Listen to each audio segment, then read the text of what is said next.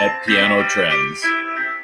And Tim is a NAM member. We met many years ago when I was speaking there. And I'm hoping you can hear this.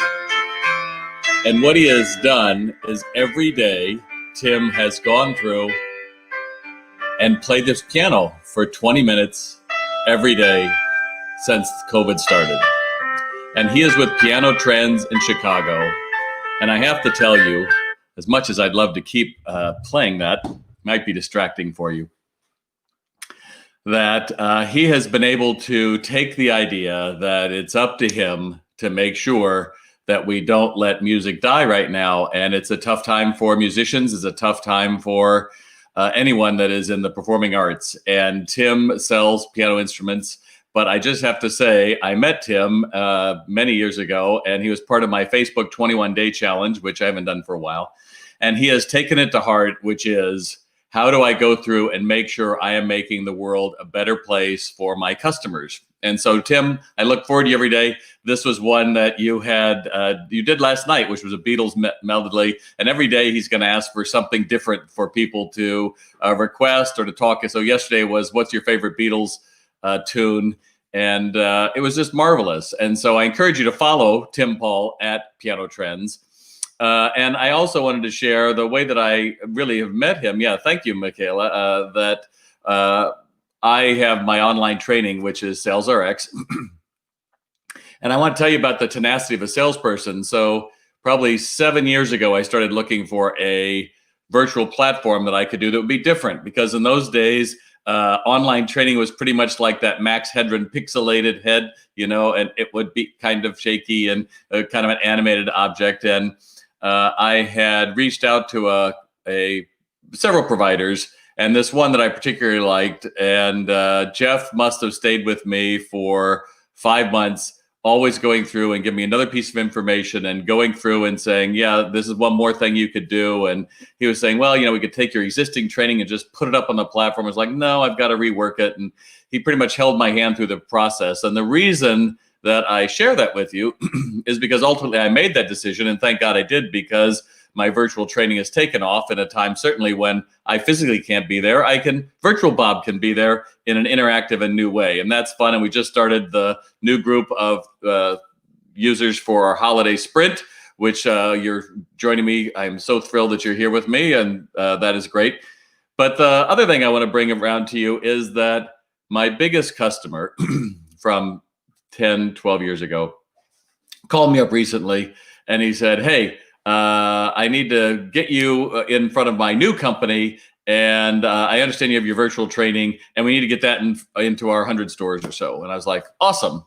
And again, it goes back to the power of a relationship, not a transaction. And that's what I want to lead for all of you today as retailers, service providers, whatever it is. You have to be in the relationship business if you're going to be around for a while. The transactional business, can I help you find something? I'm looking for this widget. Oh, here you go. That business is dying. And if that's all you've been providing for your customers, then good luck with that, because I can guarantee you there's somebody online that can do that quicker, faster, cheaper than you ever can, because they have VC or Wall Street money behind them. And with you, you're just doing it on your own, right? But if you're in the relationship business, then you are actually partnering with this person for the long term. And toy stores, let's face it, your sweet spot for toys is a certain age limit.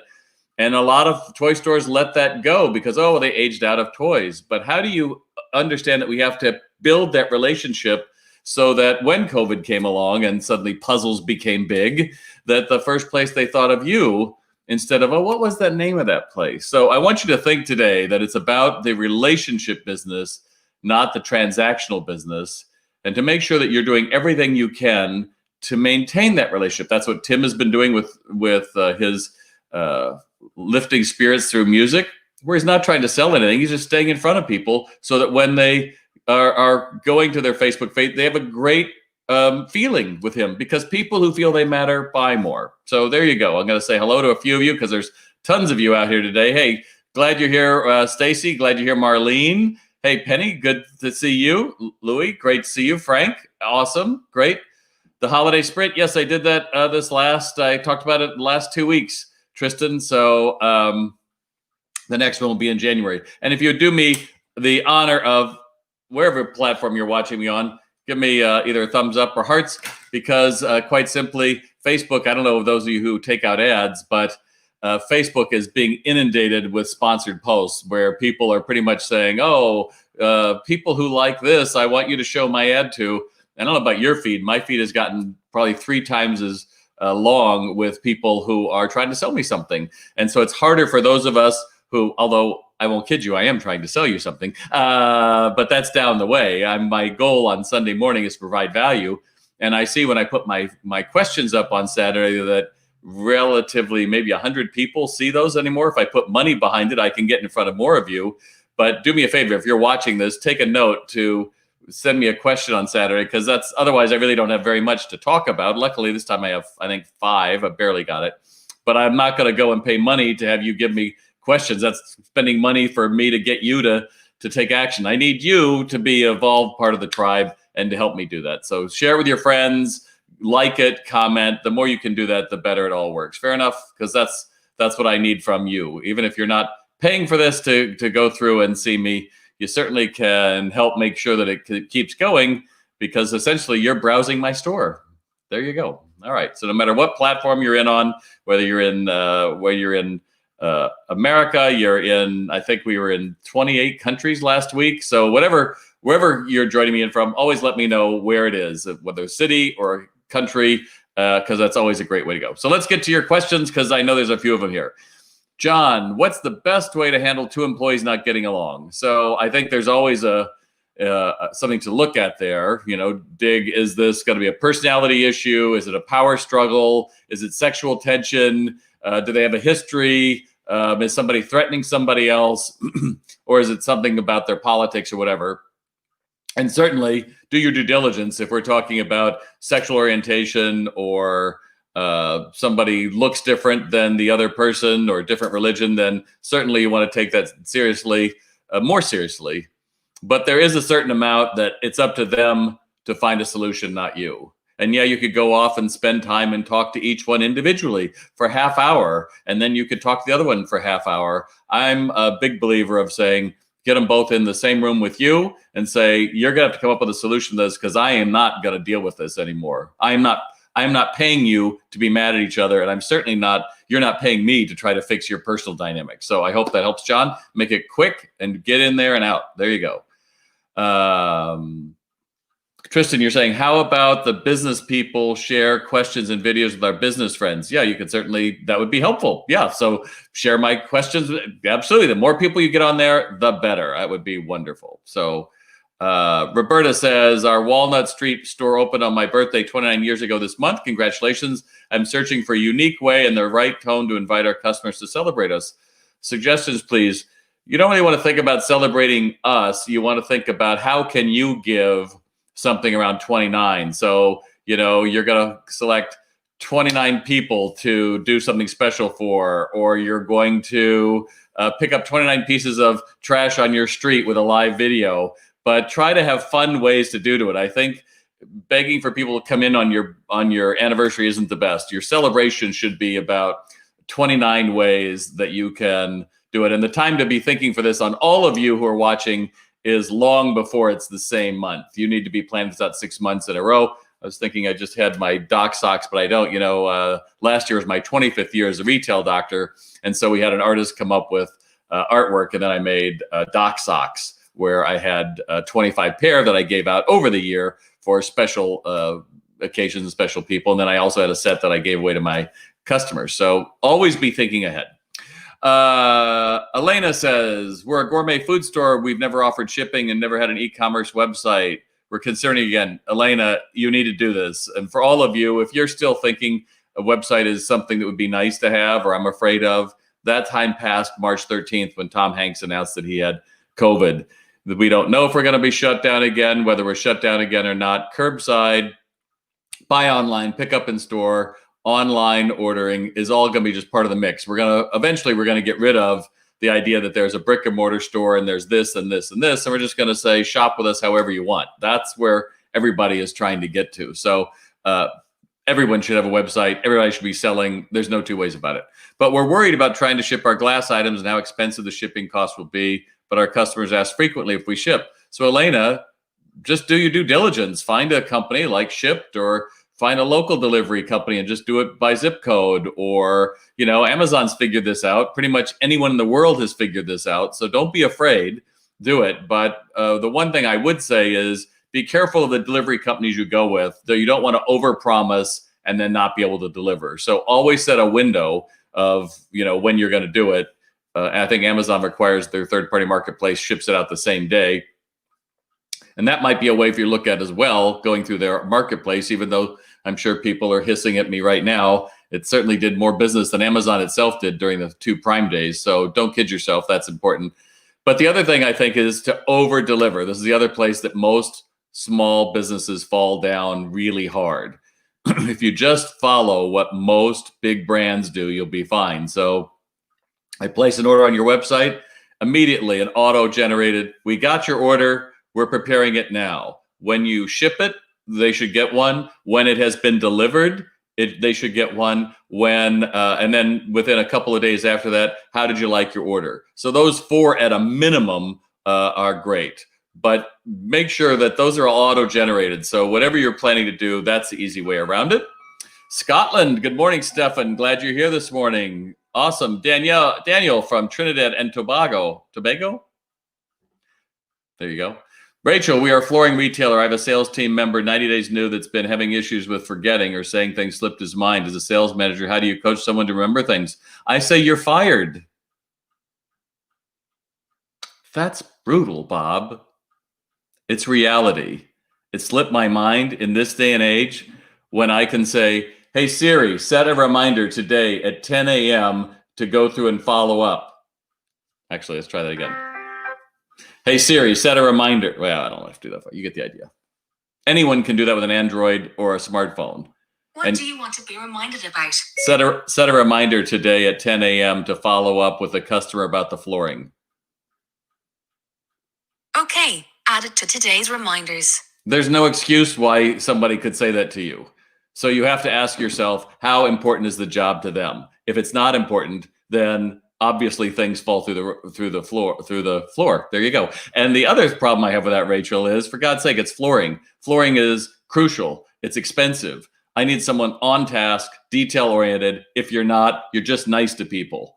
Selling is holding on to that customer all the way through the process, making sure they love it, following up with them, and branding their butt that they would go nowhere else. Unless you're willing to do that, your customers are going to go to Home Depot or somebody else because they don't want that experience. I can't imagine someone saying, oh, yeah, it slipped my mind. So let me know later on, Rachel. You let me know if, and again, I would hope that you would have the backbone to realize this is costing you money. This is not somebody who's making you money. This is costing you money. It only takes one big order that you lose. See, there you go. Thank you, Bob, with an exclamation point. See, I am not here to be your best friend. You can follow a million people out there and watch cat videos all day. I'm the one that's going to tell you what you know has to happen, but nobody's telling you because most people don't understand businesses need to sell products. If you don't sell product, you're not a business, you're a hobby. If you're not living the life that you want and you're not making enough money to make ends meet, you have a hobby, not a business. Even if you're in a hobby stage right now, a business means I'm always looking forward to how I'm going to sell more product. Doesn't mean it has to be like, buy from me now. That's not it. You're just becoming a student of psychology, of marketing, but most importantly, of understanding what would it feel like to be a customer with my brand. Does that make sense? So I hope so. Styling brand their butt. Yeah, there's one brand of motorcycle that people actually put the logo on their body parts. And that's the mark of true, having custom raving fans. And I ask all of you who are watching me, doesn't matter where you're watching me today, how many of you would stand out on a sidewalk in the rain to have the experience in your store? If you can't answer, absolutely, you got some work to do. And if you want to help with that, you can certainly check out SalesRx, my online training, or contact me about virtual training options. But make no mistake, whatever your fear is probably happening with your crew, probably happening when people are walking by. And if I'm not willing to wait 5 minutes to get into your store and I own the place, holy gosh, just imagine a casual onlooker. So there you go. Susan, how do you know if a prospect is a good hire? What to look for in interviews and resumes? So, Susan, this is a big deal. I have 8 lessons in Sales RX that actually walk you through how to hire smarter. The big key is after you get the background and all that out of the way, you want to go through and ask this person, please give me a time in the past when you were given a difficult challenge you had to solve and how you solved it and how you felt about it. And it has to have a positive outcome. And then just shut up and bite your tongue. A guy like me, I have to bite my tongue because otherwise I'll start filling the gap. And I don't want it that. And if they don't talk, you just wait past the time it's uncomfortable. Say, just take your moment and think about it. Because not everybody thinks as quick as I do. That's fine. And once they tell you it, make sure it's not, oh, we had this one customer and she, wanted a broom and we had a mop and I had to convince her. Then say, oh, so why was that a good feeling? And unpack it a little bit, get a little more detail. Your goal is to get them to start enunciating to you what made that good. And then you're going to reverse it and say, okay, so give me a time when you were given a challenge and it ultimately wasn't successful. So that could be selling, that could be managing people. And how did that make you feel? Did it make, that it made you feel bad? And unpack that for me. And then bite your tongue. Because past behavior determines future. If they can't enunciate a time they had those things happen, they probably did. But if they can't, they're probably not going to be the best option for you to hire. And then whatever you do in that interview, make sure that you ask them another story about something, give me a time you gave great customer service, or give me a time you had great customer service in another retail store, or whatever it's going to be, so that you're not, here's a good story, here's a bad story. Okay, well, thanks. You're not going to be hired, right? Because everybody has good and bad moments. We all have stories that we've done something good or bad. You just don't want them to focus that that's all you're looking for. But if you get that clarity of judgment, this made me feel good, I did the right thing. Oh, this didn't make me feel good, I did the wrong thing. Then you've got a balance. And now you're starting to look at their emotional, what we call the emotional intelligence. I hope that helps. Bit of a rant. Thanks for that, Stace. All right. Heather says, I just received a resume, no education info, no cover letter, no context in email, just an attachment that someone else sent for the applicant. Well, that tells you the interest that someone else sent for the applicant. Yeah, Heather, that's just like a recipe for me to say I'm not interested. I know that Google has had to prepare for parents showing up in job interviews with the applicant, and I personally have no patience for that. And somebody else sending me somebody else's application, if you can't find the time to find my name and to send me an email, don't be doing that. I'm not hiring. But if you can't walk into my store or something else, then I don't even know why you would even respond to that, Heather. That's just a weird thing. Okay, I only have 2 more to go, and then we're done for the day. So Tony says, what do you do when your store is 3,000 square feet, but people judge it by the first 12 feet? Our business is not only a kid store. And when you walk in further, you realize that we had something happened, and we have other stuff in the back. But as soon as they see what's in the front, they assume the entire place is filled with that. Well, whose fault is that, Tony? Yeah, it's yours, because you probably merchandise the front of your store to look just like it's only got small, I guess, infants items, and the signage or whatever, we can't look through the store. So signage is really important. Making sure you think of your store as land, so it's obvious when we look into the store, we can see things, we get our bearings. I think, is it CVS that's doing well with this? Somebody's doing it real well with, not only they have directional signage over the aisles, but they actually have little call out buttons that kind of say what's in aisles if it's a little hard to look around. I think that's a good way. But also retail sales training, somebody walks in your store 10 or 12 feet, that's pretty committed, because that's the first, that's like your welcome mat when they come in. If nobody's greeting them, if nobody knows what to say other than, can I help you find something? Looking for something special? How's the weather out there? How are you today? Unless they can come up with some way to engage that shopper, then they'll never get a chance to encourage them to look around, because most of us in the time of COVID have got our walls up even more than we had a year ago. And it's going to take somebody with a smize and take somebody who is going to open their heart to another human being. So I hope that helps. I love that, Heather. You deleted the email. That's sweet. That's great. That's great. All right. And I guess I've got 2 more now. Vivian, what can I do? I have to have a good holiday season when I expect it's going to be down 25%. So it's really simple. 1, just commit to do the work. Tell your family it's going to be a challenging holiday. I am going to have to be working late. I'm going to get up early. I'm going to have to exercise. I'm going to have to fret over things. I might not be the most jolly person, but be all in. Decide you're going to make it happen. Yes, we understand that traffic is expected to be down this year, which is why everybody's trying to get everybody to again buy in October. It's a new December, so that a dollar that you get is a dollar less that the online people get. But if you don't commit to it, if you don't say I'm going to do it, then you're just wishing and hoping. And Dusty Springfield said that I should ask Tim to play Dusty Springfield. If you're watching today, Tim, spray Dusty Springfield for me tomorrow. That's not like Play Misty for me, I don't think, that old movie. But commit to do the work. Whatever it takes, I'm going to do it. I'm going to find a way. I'm going to make a way. Damn it, this is my business. I'm going to do it. Kill busy work. So, it's great to look at your stats on your online site or orders or check. You could do a lot of things to take up your time, but what's going to make you money is probably going to be working with a salesperson on the sales floor, listening to what's happening, adding on, finding a way to connect, and finding a way to encourage your customers. That's it. That's about it. And then remember, you've got to develop yourself. Garbage in, garbage out. If you want to have this thing at your bed every night and you want to listen to it every night telling you to scream and feel bad and, oh my God, and I don't care what political side you're on, it's all designed for you to click and buy some Pampers or something. It is not out of a social conscience. So you have to mind the ears to mind the mouth. So those are the three. And if you want more, I've got a holiday, the webinar. You should watch my holiday webinar, which I actually put up there in the description. So those of you who want, you can watch. It's about 30 minutes. I did earlier this week. Just enter your email and it will open up and you'll be able to watch it.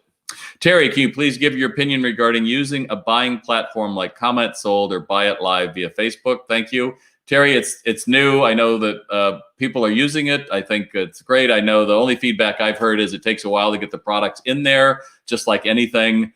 Setting up a Shopify or a POS site is always going to be a little challenging. So it's got some time in it, but I just say, why not? And the problem we have is Facebook. Everyone's trying to come up with new ways to sell on social and live stream.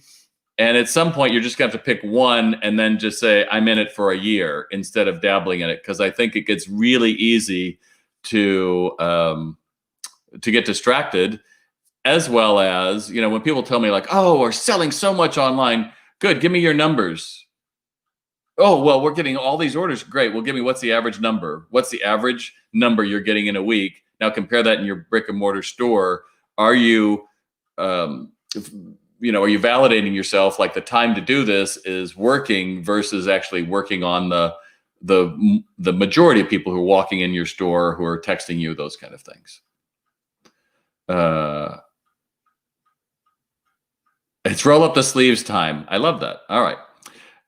And Barb's last question. I wasn't able to watch your Zoom session masterclass this week. You're going to discuss the necessary emails to send. Can you review? Well, I gave 6, Barb. And if you want to see all 6, you can watch the webinar. I'm not just going to keep giving away things for free. You can go through and click on it and you can watch it or register the next time I have one. But I'll give you 3 of them that on Tuesday, December 2nd is the follow-up to Cyber Monday. Now, most small businesses are not going to participate in Cyber Monday because it's typically a huge Amazon and Walmart and Target, all that kind of day. I wouldn't even try to compete on that day. But I would say on Tuesday, you'd say, oh, we're going to extend our promotions one day. And I don't care what it is, just have a promotion and then say that that's extended. And then people are like, oh, I missed the first one. Oh, amazing.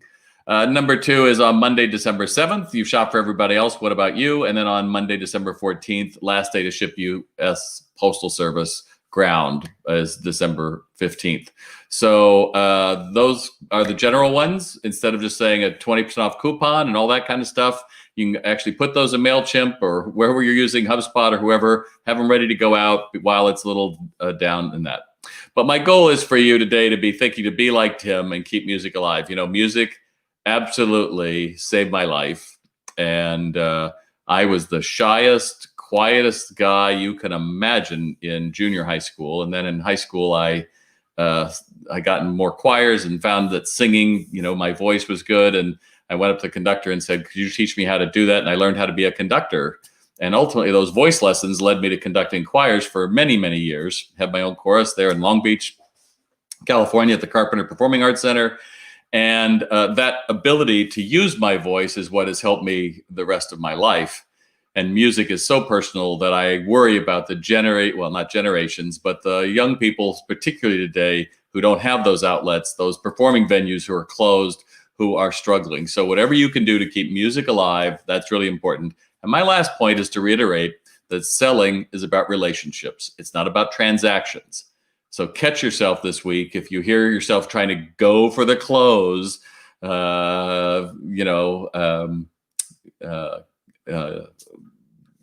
is that it? Is that all for you? And then you're running behind the cash register. Just realize that's a transaction. A relationship is going through. In fact, there's a tip in that webinar, if you watch it all the way to the end, which will really have the chance to double your number of items per sale as well as your average check. But I'm not going to give it to you there. You can go and register for the webinar. So with that, I think I'm going to leave you, and I'm going to let you go. And ultimately, again, the more you can give me some thumbs up, give me some likes, and share this, I would be much appreciated. And provided I get some 5 questions next week, I will join you here on your favorite platform at 9 a.m.